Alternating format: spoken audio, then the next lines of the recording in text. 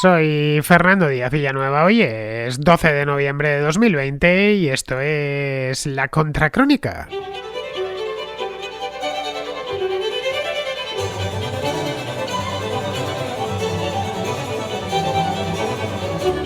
La pesadilla electoral en Estados Unidos está aún lejos de concluir, a pesar de que el sábado pasado la agencia Associated Press declaró vencedor a Joe Biden. La ofensiva republicana se ha intensificado en los últimos días y en ella ya no solo participa el equipo legal, el equipo de campaña de Donald Trump, el más cercano al menos. No solo ellos, sino que los líderes republicanos, tanto en la Cámara de Representantes como en el Senado, la Cámara de Representantes son minoría, pero en el Senado son mayoría, apoyan al presidente en sus reclamos y se niegan a reconocer a Biden como presidente electo, a pesar de que Biden ha montado incluso a lo largo de esta semana ya una oficina del presidente electo y está dando ruedas de prensa. Entre tanto, Donald Trump pues está persuadido de que finalmente se hará con Georgia, que Wisconsin puede dar la vuelta en el momento menos pensado y que Nevada, en palabras textuales de Trump, es una alcantarilla de votos falsos, y esto son palabras textuales suyas. Por el momento no ha aparecido ninguna prueba concluyente de fraude electoral masivo y organizado, ni en Nevada ni en ningún otro estado, tal y como se viene diciendo desde hace días. No tenemos todavía ninguna prueba, como digo, pero vamos, los republicanos no dan su brazo a torcer, de hecho están bastante lejos hoy por hoy de dar su brazo a torcer en este aspecto. Quieren ir hasta el final y consumir los plazos que marca la ley, que esto está perfectamente delimitado. Si queréis conocer esos plazos, no tenéis más que ir a mi canal de YouTube, donde hace cosa de un par de días subí un vídeo en el que explicaba estos plazos desde el mes de diciembre hasta el mismo día de la investidura, que será el próximo día 20 de enero. Bien, estos plazos son para todos los estados los mismos, es decir, que afectan ya a nivel federal.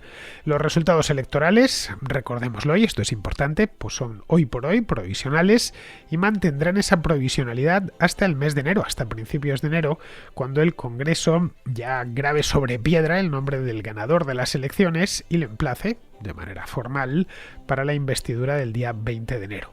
Antes de eso, pues a mediados de diciembre se constituirá el colegio electoral a mediados de diciembre es la fecha tope. Algunos estados lo constituirán antes porque las legislaturas estatales pues tienen fechas anteriores. Para entonces, para mediados de diciembre, el día 14 concretamente, todo tiene que estar concluido. A Trump, como vemos, no le sobra tiempo y por eso va tan rápido.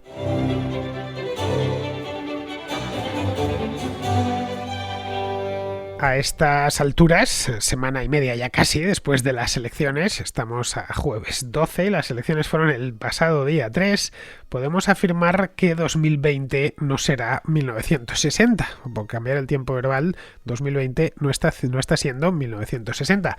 Esto era algo que se temía al principio. Bien, quizá patalee un poco Donald Trump, pero al final pues lo concederá y dirá que bien, que las cosas se queden como están. Trump, a diferencia de Richard Nixon, hace ya 60 años, ha decidido dar la batalla, a pesar de que lo tiene francamente complicado, según se extrae de los propios números de la cantidad de estados que necesita ganar o recuperar, en este caso, porque algunos ya están asignados, y sobre todo el número tan alto de votos por el que se decidirían estas elecciones. No estamos hablando de unas centenas o de unos pocos miles, sino de mucho más, porque son varios estados. En origen se pensó que la cosa no iba a pasar de una rabieta momentánea, y algunos lo asumían así. Bueno, Donald Trump es Donald Trump, no le gusta perder, es como es, y durante el resto de esta semana pues se quejará y dirá que ha habido fraude, que si se han inventado votos, que se han votado los muertos, etcétera, lo habitual en estos casos, pero que tan pronto como Joe Biden decida dar un paso adelante y declararse presidente, él no se declaró informalmente, pero estas declaraciones siempre se hacen en los Estados Unidos, es decir, que hace 4 años, cuando supimos que Donald Trump sería el siguiente presidente, no fue oficial hasta el mes de enero de 2017, pero la agencia Associated Press también le declaró ganador en el mes de noviembre. En aquel entonces nadie se quejó de que la agencia AP le declarase ganador. En este caso es sorprendente como muchos se quejan, incluso arguyen que la prensa no declara ganadores. No, la prensa no declara ganadores. Simplemente una agencia hace el recuento y se encarga de ir estado por estado. Esto viene siendo así, como os decía, hace cosa de 2 o 3 días, viene siendo así desde hace 172 años. Esto no significa que sean oficiales, pero es todo lo más cerca de la oficialidad que vamos a estar en las elecciones estadounidenses hasta el próximo mes de enero, que es cuando ya de ahí no se podrán mover.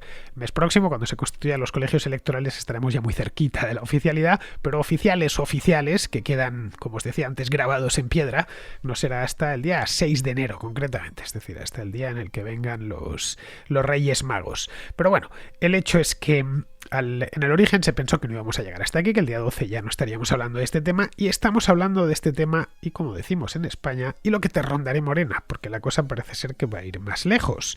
No sé, en su momento ya se dijo que podría suceder, que Donald Trump iba por todas, que en ningún momento iba a reconocer a Joe Biden hasta que no le quedase más remedio, que no iba a hacer ni siquiera esos reconocimientos a regañadientes que hacen a veces los perdedores, ¿no? Que a pesar de que le duele muchísimo, pues tiene que hacerlo por pura cortesía política. En este caso no ha sido así. Trump quiere llegar hasta el fondo de este asunto, agotar al máximo los plazos y no dejar ni un solo recurso sin atender. Se juega bastante. Bueno, se juega la presidencia de Estados Unidos, que es lo más a lo que puede aspirar un político dentro de aquel país, bueno, en general del mundo. El presidente de Estados Unidos es el político más poderoso de todo el planeta. Así que se juega a título personal bastante. Poder o no poder seguir siendo presidente en los próximos 4 años. Sus bases además le animan a perseverar. No es que esto sea una batalla solitaria suya, que quiera, por una rabieta, quiera seguir siendo presidente a pesar de que sus bases ya se han enfriado. Todo lo contrario. Yo diría que las bases trumpistas están más alteradas que nunca. Realmente se sienten llamadas, y eso se puede ver en ciertos medios que son cercanos a Donald Trump. Se puede ver allí a los propios lectores, los periodistas más del partido o de la campaña propiamente dicha, están encendidos. Pero no solo eso. El propio partido, el Partido Republicano, se ha puesto de su lado, o buena parte del Partido Republicano, que no toda. Los partidos en Estados Unidos no son como en Europa, donde constituyen pues estructuras monolíticas y piramidales en las que manda alguien arriba y los que están por debajo dicen amén. A nadie se le ocurre llevar la contraria al líder del partido. En Estados Unidos no hay propiamente un líder del partido. Hay un líder informal, que sería, pues si tienen un presidente, pues sería ese presidente, pero no es ni muchísimo, no hay ninguna relación orgánica entre el presidente Trump y, por ejemplo, el líder de la mayoría republicana en el Senado. Habrá una relación personal, probablemente cierta sintonía ideológica, pero nada más. No le puede dar órdenes, en una palabra. Cosa que en España, por ejemplo, pues el presidente del gobierno, que es Pedro Sánchez, sí puede dar órdenes al portavoz de su partido en el Congreso de los Diputados. Puede dárselas incluso, y se las da, de hecho, a los presidentes socialistas en comunidades autónomas. La relación dentro del partido, entre los miembros de ese partido, ya digo, es más piramidal. En Estados Unidos no sucede nada similar. Una de las peculiaridades de la democracia estadounidense.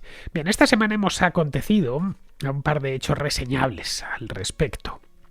El primero de ellos es que el líder republicano en la Cámara de Representantes, el líder de la minoría, sería un tipo llamado Kevin McCarthy, apoyó los esfuerzos del presidente para que se contase o se recontase hasta el último voto. Y que así se llevase a buen término por lo menos, su plan de reclamaciones en los estados clave, que es donde realmente se están jugando las elecciones. No veréis que estados que son sin discusión republicanos o demócratas, léase Massachusetts del lado demócrata, o no sé, Kansas o en fin, Montana, Idaho del lado republicano, ahí no hay ningún problema. Los problemas están muy concentrados en un puñado de estados, que además en este puñado de estados los resultados estamos hablando de décimas de punto, en lo que separa a un candidato y al otro.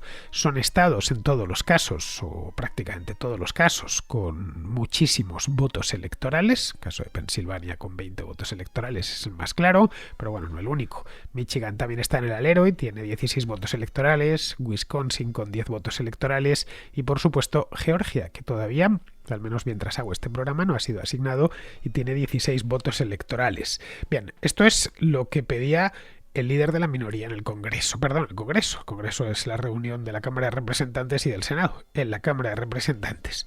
Poco después se unió otro tipo llamado Mitch McConnell, que es el líder republicano del Senado, el líder de la mayoría en este caso, que que vino a decir lo mismo, que no, que apoyaba, por supuesto, al presidente en sus esfuerzos por dilucidar hasta el último sufragio que hubiese sin contar o que estuviese contado mal, porque, bueno, era lo justo y además lo constitucional, y que no se podía salir de este brete sin haber mirado todo con lupa. ¿Qué digo con lupa? Con microscopio. Bien, por lo que vemos, ya no estamos hablando de una campaña exclusivamente trumpista, sino de un movimiento mucho más amplio, que involucra, como podemos ver, pues a buena parte del Partido Republicano, no a todo. Ha habido republicanos ilustres que han, de hecho, algunos representantes, y la de Alaska, por ejemplo, lo leí el otro día, que había dicho que no quería esa otra esta era de Maine, también republicana, que decía que reconocían personalmente al presidente Biden. Esto para que nos hagamos una idea de cómo funcionan los partidos dentro de Estados Unidos, que a veces hablamos del Partido Republicano y del Partido Demócrata como si fuesen partidos europeos o incluso partidos hispanoamericanos, más europeos, porque aquí son sistemas parlamentarios básicamente donde el partido lo es todo. De ahí que a veces digamos, quejándonos, es que esto no es una democracia sino una partitocracia. Bien, en el caso de Estados Unidos los partidos tienen importancia, pero no la importancia que tienen a este lado del océano. Bien, la cosa es que vemos que hay cierta división, aunque la mayor parte del Partido Republicano sí que está a favor de lo que ha emprendido Donald Trump, quitando a esas congresistas, son pocas la verdad, que han reconocido a Biden públicamente, pero aunque sean solo 2 o 3, esto ha creado una pequeña fractura interna. La pequeña fractura interna que, como todas las fracturas, tiene unas consecuencias un tanto imprevisibles, que quizá no se vean a corto plazo, pero las veremos a medio plazo. Quizá estos problemas que empiezan ahora se puedan ver el año próximo, en el verano o dentro de un año. En fin, ya veremos. Entre los votantes el apoyo es mucho mayor.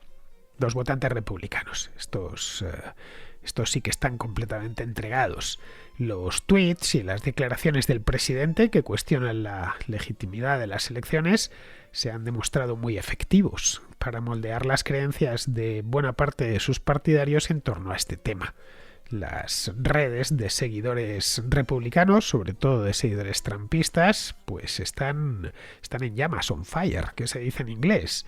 Prácticamente todas, a poco que os deis un paseo por esos periódicos y bueno, por esos foros, etcétera, las redes, o que sigáis en Twitter a 3 o 4 trumpistas reconocidos, veréis que todos coinciden en que se ha producido un tongo monumental, que les han robado las elecciones y que esto, por supuesto, no puede quedar así.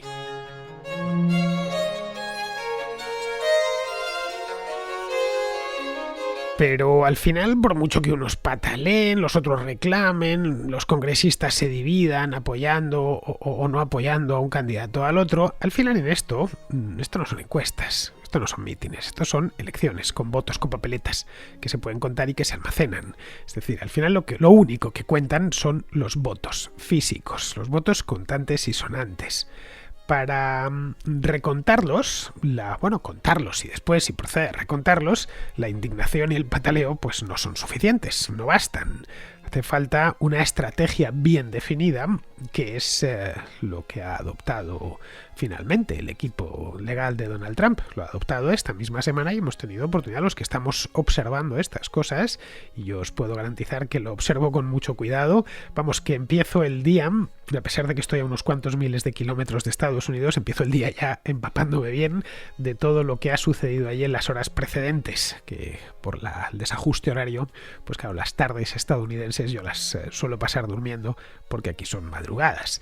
Bien, desde este lunes, aparte de solicitar los recuentos que crean pertinentes y que contemplen las diferentes legislaciones estatales, porque aquí estamos de nuevo con el mismo problema que con el voto por correo. Cada uno de los estados, y son 50, tiene una normativa distinta en este aspecto. Unos estados admiten recuentos, otros estados no admiten recuentos, otros admiten recuentos pero poniendo algunas condiciones. Tiene que haber márgenes estrechos y además lo tienen perfectamente delimitado cuál debe de ser ese margen, y si no, no se admite recuento, para evitar pues eso, que un tipo que ha obtenido solo el 3% de los votos, qué sé yo, el 1% de los votos pida un recuento. En fin, que allá donde crean ellos que deben de hacerlo y que se lo permita la legislación estatal, pues nada, aparte de eso, cosa que vienen con esta historia desde el principio, han empezado a presentar demandas para evitar que finalicen los recuentos y que a estos asistan observadores. Observadores, podríamos decir, observadores imparciales, no propiamente, observadores cercanos o del Partido Republicano y que se ponen, he podido ver algunas fotografías y lo he visto también en vídeo, están recontando pues dos señoras tranquilamente, con mucha parsimonia, y detrás hay otra sentada en una silla mirando a ver que todo se está haciendo correctamente. Es un trabajo un poco desesperante. No me pongo yo en el lugar ni de las que recuentan ni de la que mira cómo las otras recuentan, porque es que, la verdad, pensar en estar 8, 9 o 10 horas así, pues se puede uno volver tarumba. A ver, es poco probable que los jueces den el placet a semejante iniciativa, esta de evitar que finalicen los recuentos, si no se les presentan antes pruebas concluyentes de fraude o irregularidades lo suficientemente generalizadas como para revertir el sentido de las elecciones. A ver, irregularidades en todas las elecciones que en el mundo han sido, hay siempre. Es inevitable. Somos seres humanos, cometemos errores y es normal. Esto sucede en cualquier país. Siempre son las anécdotas de la jornada, ¿no? Pues en tal pueblo sucedió que se cayó una urna, se rompió porque era de cristal y entonces pues los votos no sabían luego qué hacer con ellos. Una irregularidad. O resulta que un señor llegó y echó en la urna pues medio litro de Coca-Cola. Entonces pues lo mismo, le detuvieron, tal. Irregularidades de este estilo siempre vamos a encontrar. Hemos visto algunas cosas, algunas son ciertas, otras directamente pues es puros dispositivos de agitación que se mueven muy rápido por las redes sociales. De ahí que con esto hay que extremar las precauciones porque te la pueden colar con mucha facilidad. Bien, si son puntuales no pasa nada. Bueno, pues evidentemente se aplica la solución ahí. Otra cosa distinta es que sea generalizado, que uno diga que hay un plan premeditado con la idea de alterar el resultado electoral. Y eso se lo tiene uno que llevar al juez debidamente probado. En los dos estados donde se han interpuesto estas denuncias, que son los estados de Michigan y de Pensilvania, la diferencia es entre ambos candidatos de 146.000 votos en el primero, en Michigan, y de 48.000 en el segundo, en Pensilvania. En Pensilvania la demanda alega que los observadores estaban demasiado lejos de los que realizaban el escrutinio. Por lo que no podían, obviamente, si estaban muy lejos, pues no podían comprobar si se llevaba a cabo con diligencia ese escrutinio. Entonces, lo principal que ha alegado los trampistas.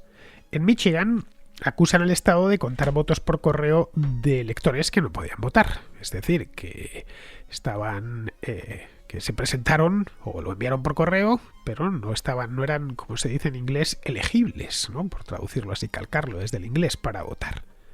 Tanto Pensilvania como Michigan han presentado sus alegaciones, por supuesto los estados, como solo faltaba, se tratan de defenderse, elogiando el procedimiento y presentando las pruebas pertinentes. Así que en ambos casos lo que tenemos es que está encima de la mesa de un juez o de varios jueces que tendrán que decidir si se paraliza ese recuento, si no se paraliza o si directamente esas papeletas se vuelvan a poner a un lado de una habitación, se sientan en el centro, como pasó en Florida en el año 2000, exacto, que se pusieron a recontar todo el estado con la idea de deshacer lo que parecía que había, era un empate de hecho, y al final se deshizo por muy poquito, por exactamente 537 votos, si mal no recuerdo. Bien, en este caso no tenemos 537 votos, sino el caso de Michigan, como os he dicho, 146.000. Así que aquí propiamente empate, pues no hay. Tenemos los datos actuales. En Michigan Biden tiene el 50,5% de los votos y Trump el 47,9%. Es decir, hay 2,5 puntos porcentuales de diferencia. Es una cosa, no es una diferencia gigantesca, obviamente, pero sí es una diferencia sustancial. Vamos, que en el caso de que hayan hecho un fraude, pues sería el fraude electoral mayor, desde luego el mayor de la historia de Estados Unidos y uno de los mayores de la historia, al menos en términos numéricos, de la historia de todo el mundo. Luego en estos dos estados hay además un problema añadido. La fecha límite para constituir el colegio electoral, tanto en Michigan como en Wisconsin, como en Pensilvania, perdón, no es el 14 de diciembre. Como sucede a nivel federal. Lo único que se limita al Estado federal es a poner una fecha tope, que es el 14 de diciembre. A partir de ahí cada Estado decide la suya. En Michigan y Pensilvania deben constituirse pues dentro de nada, el día 23 de noviembre. Es decir, estamos a 12, pues dentro de solo 11 días.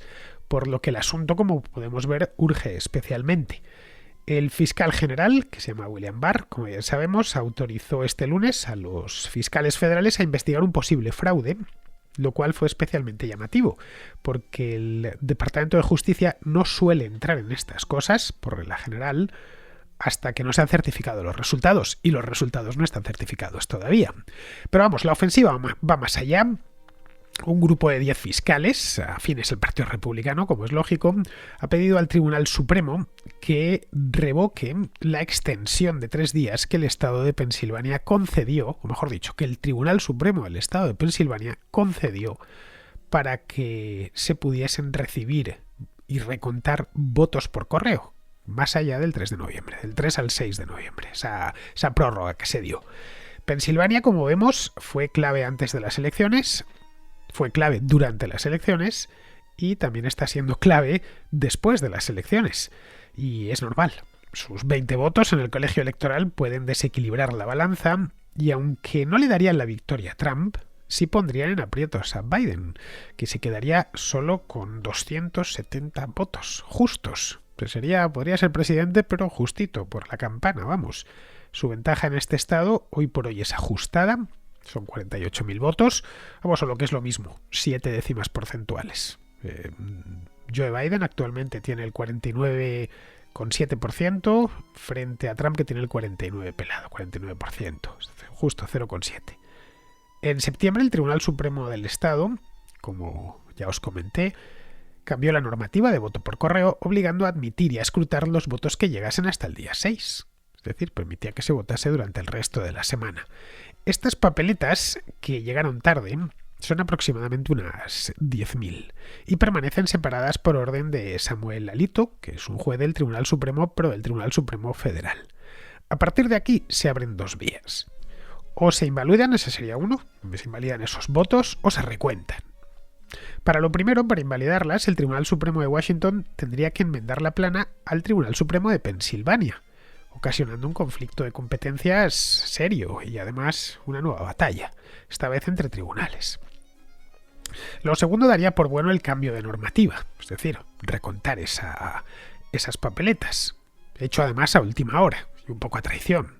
Un cambio que también, por cierto, se produjo en otros estados, como Georgia, que pusieron 3 días, en Wisconsin eran 6 días y en Michigan, que era todavía más, creo que eran 14 días, pero en ninguno de estos estados prosperó, porque se apelaron con éxito a nivel estatal. Bien, vamos a poner por caso que esos más o menos 10.000 votos que llegaron tarde en Pensilvania eran para Biden y hay que anularlos. Por caso que todos los 10.000. En ese caso, la candidatura demócrata pasaría de tener 3.376.000 votos, que es lo que tiene ahora, a 3.366.000 votos. Es decir, que no eran para Biden, que eran para Donald Trump. Que ni uno se lo lleva a Biden. Perdería 10.000 votos, nada más. Nada cambiaría, simplemente se estrecharía el margen un poquito más. Y todo a costa de enfrentar al Tribunal Supremo Federal con el de Pensilvania. Los republicanos han sido tradicionalmente los principales aliados de la soberanía de los estados, frente a los demócratas, que apuestan casi siempre por la supremacía de Washington. Esta es una sorpresa realmente curiosa. Una sorpresa más a añadir entre las muchas que se han presentado en los últimos meses en torno a estas elecciones tan atípicas. De modo que, no lo sé, quizá a lo mejor sea admitir esos votos y recontarlos. Ya está, se admiten, aunque respetando la legislación vigente, por lo menos a día de hoy, en el estado de Pensilvania, y recontarlos. Salga lo que salga, de ahí no va a cambiar nada, no va a cambiar el resultado final. Otra cosa sería que cambiasen en otros estados, pero claro, habrían de ser en varios, que cambiasen los números. Donald Trump actualmente cuenta con 214 votos electorales. Necesita 56 más para tener mayoría en el colegio electoral. Eliminando Pensilvania, dejándolo a un lado, le harían falta confirmar Georgia, que tiene 16, y Carolina del Norte, que tiene 15. Lo que le daría 31 votos, pero no le bastarían. Le faltarían todavía 25, es decir, la suma de Michigan con 16 y Wisconsin con 10. O recuperar Wisconsin y hacer lo propio con Nevada, que tiene 6, y con Arizona, que tiene 11. A ver, por poder podría suceder, pero las posibilidades son muy pequeñas. Vamos, tendría que producirse algo así como una conjunción astral para revertir los resultados provisionales. Pero si bien para eso no va a servir, ya digo, hacer todos estos recuentos y demás, es poco probable que sirvan para que Joe Biden deje de ser presidente electo, la verdad. Sí que esta experiencia puede tomarse como un aviso, porque algo así podríamos encontrarlo de nuevo en el futuro.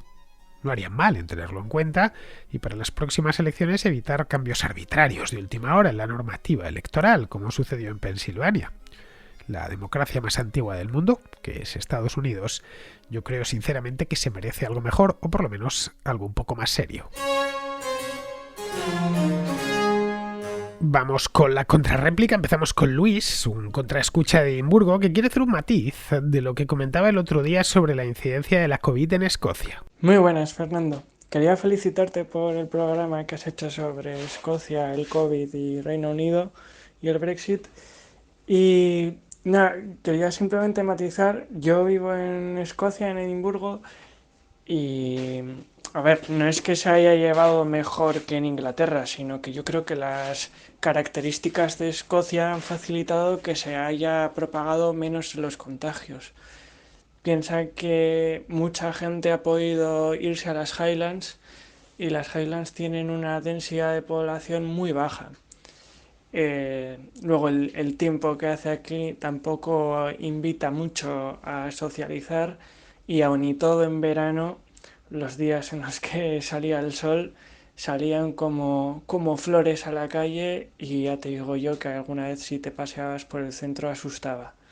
Ya te digo yo que no se respetaban la separación, ni mucho menos. En España, en ese sentido, yo creo que la gente ha estado más concienciada que aquí. Así que no tiene mérito, yo creo, la gestión del gobierno de Escocia en cuanto al COVID. Y luego, además, yo creo que Escocia, culturalmente, los escoceses como personas son maravillosos, pero creo que culturalmente y económicamente están muy sesgados a la izquierda, son muy socialistas y, y de hecho, si buscan salir de Reino Unido ahora mismo es porque al fin y al cabo Inglaterra, dentro de lo que cabe, históricamente ha sido más responsable a nivel fiscal que Escocia. Escocia el año pasado tuvo un déficit público del 10%, teniendo un año bueno económicamente hablando, para que te hagas una idea. Y bueno, no quiero alargarme más y eso. Saludos a todos los escuchas y enhorabuena por el programa. Bueno, Escocia, como bien sabes, no está muy poblada, tiene unos 5 millones de habitantes, concentrados casi todos en lo que allí llaman el Central Belt, el cinturón central, esa franja que va de mar a mar, que va de Glasgow a Edimburgo, justo en el centro de Escocia. El tiempo, además, esto lo sabrás mejor todavía, no es que sea malo, es peor que malo, el tiempo atmosférico, quiero decir, el clima, vamos. Hace frío hasta en verano. Yo hace muchos años me agarré un resfriado en Perth, que está al norte de Edimburgo, en pleno mes de julio. No por nada, sino porque me confié que, claro, iba en plan sureño, con el pantalón corto y en manga corta, y claro, de noche hacía frío, ni llevaba jersey ni nada que se le pareciese. Así que, a ver, tienes razón, Escocia no es el lugar idóneo para socializar, eso te lo garantizo. Respecto a la configuración política, pues sí, efectivamente es otro mundo con respecto a Inglaterra, además de manera muy muy marcada. Allí todos los partidos son de izquierda, a excepción del conservador. Si miras el Parlamento escocés, pues entre el SNP, que son los nacionalistas, los laboristas y los verdes tienen algo así como el 75% de los diputados. Bueno, esa es una de las razones por las cuales los escoceses son por lo general tan europeístas. Bien, vamos ahora con Adrián, un chileno que vive en Estados Unidos, en Illinois concretamente, que nos ofrece un comentario sobre el voto por anticipado en Estados Unidos. Y quería mandarte este mensaje porque me gustaría hacer un comentario sobre el voto por adelantado en las recientes elecciones acá en Estados Unidos.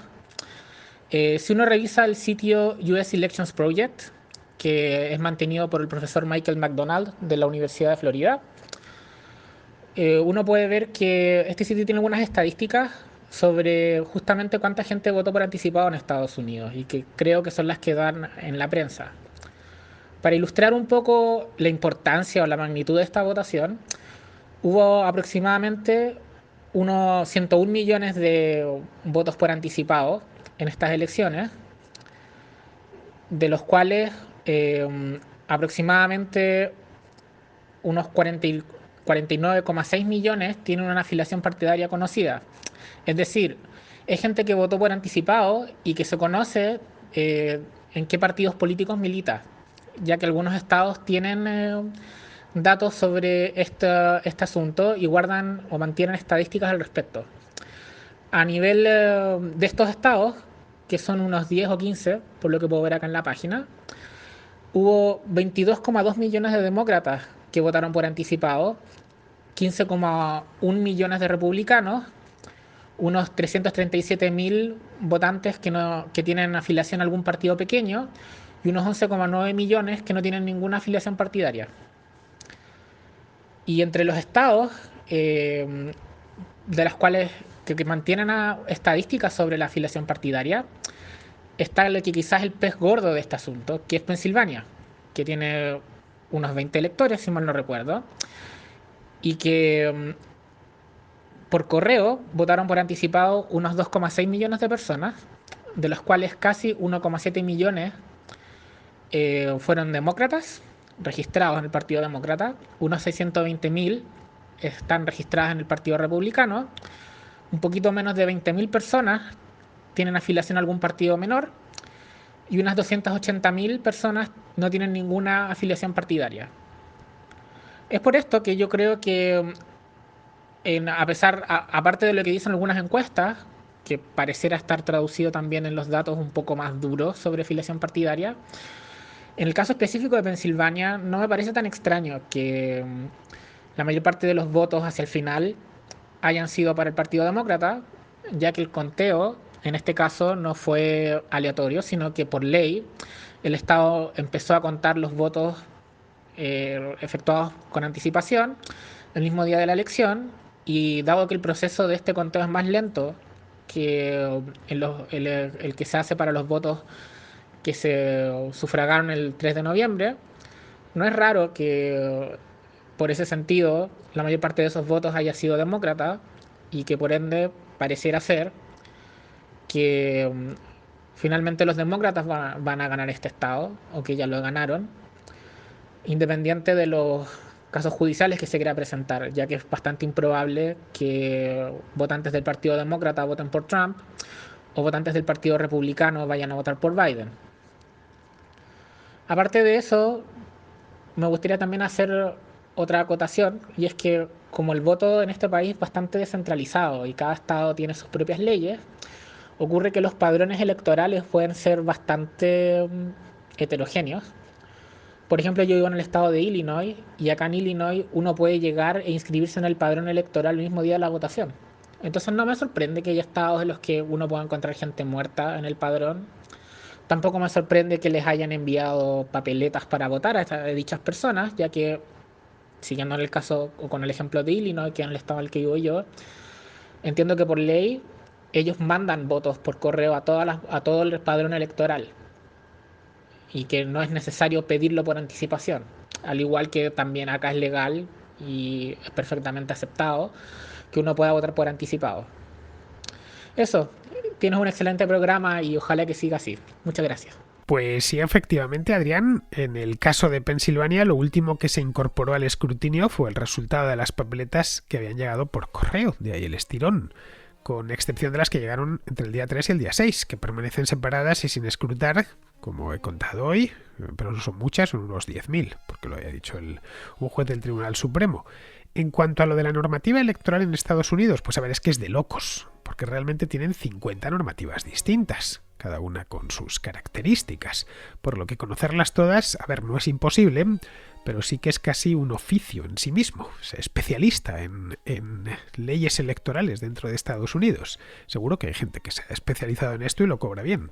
Bien, vamos ahora con Carlos, que quiere responder a Yolanda, que el otro día se preguntaba por qué las elecciones de Estados Unidos han despertado tanto interés en España, con la que está cayendo por aquí.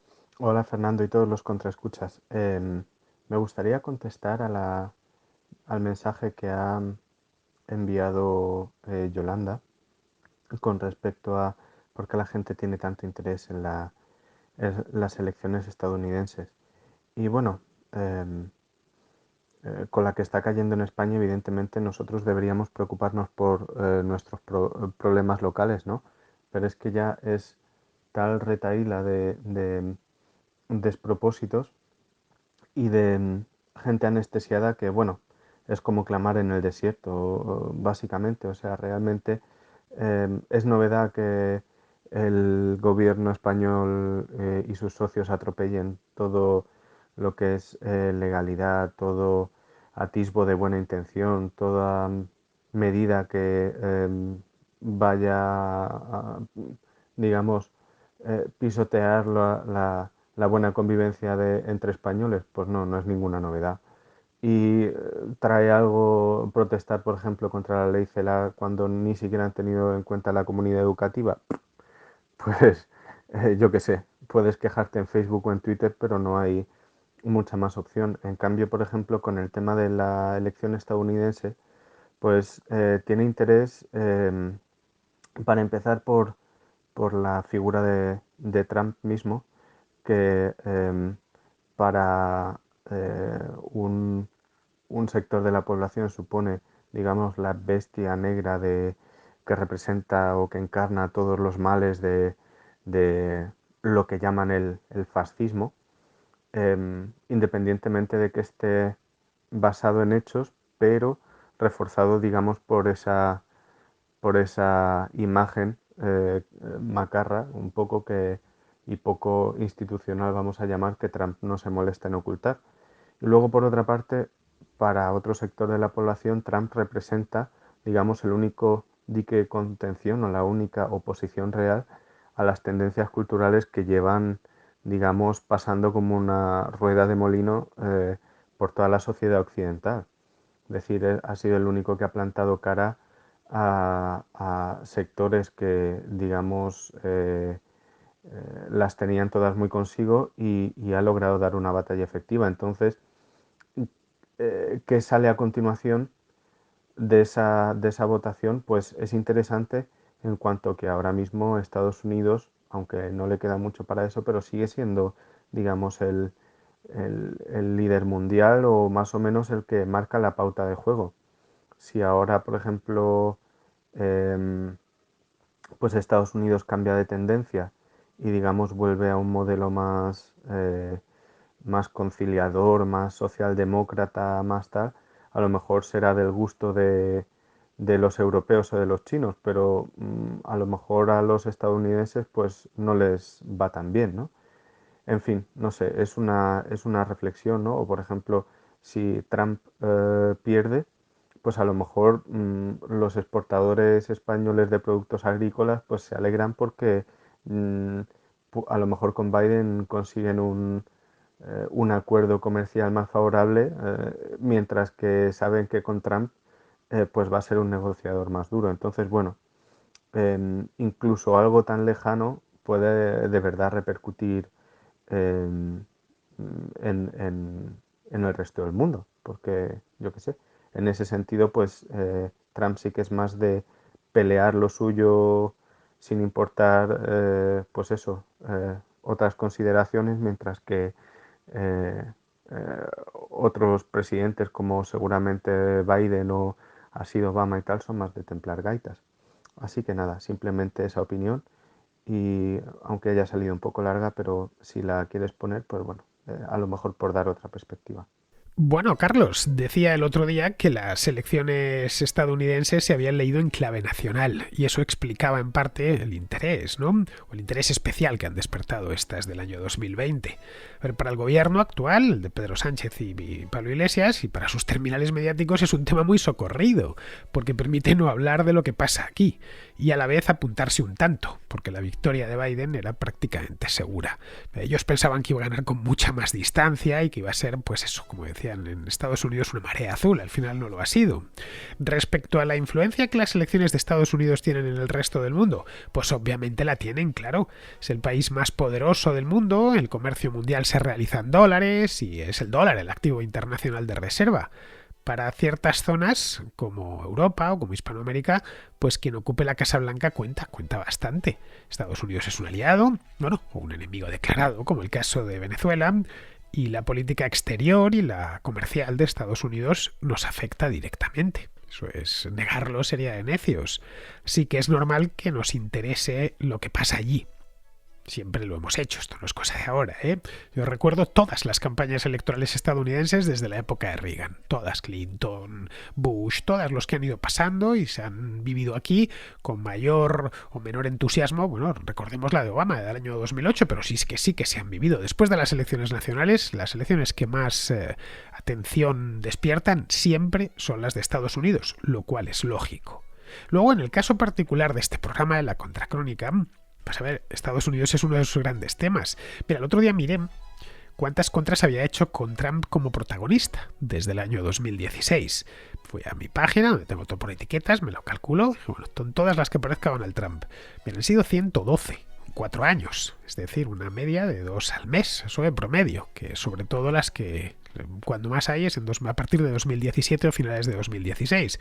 Así que nos puede salir un promedio si miramos solo desde finales de 2016 a 3 al mes. Vamos, que he llegado a las elecciones de este año muy entrenado mentalmente y eso creo que me ha permitido hacer análisis más precisos. Bien, pues ya terminamos. Vamos con Pizarro, que nos habla de la vacuna de Pfizer. Admiro y disfruto del conocimiento y la capacidad de Andrea, y agradezco sin medida su talante y su generosidad. Gracias, Andrea. Una próxima vacuna con un sólido aval científico respecto a su eficacia y seguridad es sin duda una gran y esperanzadora noticia entre este océano de enfermedad, muerte, desconcierto y medidas contraproducentes que está siendo la pandemia. Entre la protección individual, los casos con pocos o sin síntomas, en los medios disponibles para el tratamiento de los casos más graves y las directrices gubernamentales, el resultado está siendo indudablemente malo. Una vacuna progresivamente más accesible y varias vacunas para optimizar la distribución, la eficacia y la seguridad, junto a tratamientos más eficaces y asequibles, contendrán la pandemia y la llevarán, si no a la desaparición, sí al ostracismo. Y estamos más cerca. Ahora bien, caer bajo el fuego amigo o caer entre la firma de la paz y su conocimiento deja un duelo doblemente amargo. Ahora que se atisba la resolución, habrá que extremar la protección personal para tratar de no ser el último fallecido cuando ya había cura y vacuna. Si la esperanza es para redoblar esfuerzos, tiene todo el sentido. Si la esperanza es para relajarlos, es una zancadilla. Un cordial saludo de Pizarro. Me decían ayer algunos contraescuchas que no se decía Pfizer, que se decía Pfizer. No, a ver, Pfizer es un apellido alemán y como tal pues tenemos que al menos aproximar la pronunciación al original. Antonio Banderas, por ejemplo, vive en Estados Unidos, pero nadie dice Antonio Banderas, decimos Antonio Banderas, pues lo mismo. Pfizer hay que pronunciarlo así porque una P, una F y una Z, pues no exactamente como lo haría un tipo de Renania, pero sí al menos pronunciarlo como se debe pronunciar en alemán. Así que ya sabéis, no es Pfizer, es Pfizer, porque hay que respetar al que fundó aquella empresa pues hace ya cosa de 150 o 160 años. Pues eso, queridos amigos, con esto me despido de todos vosotros. Hasta mañana.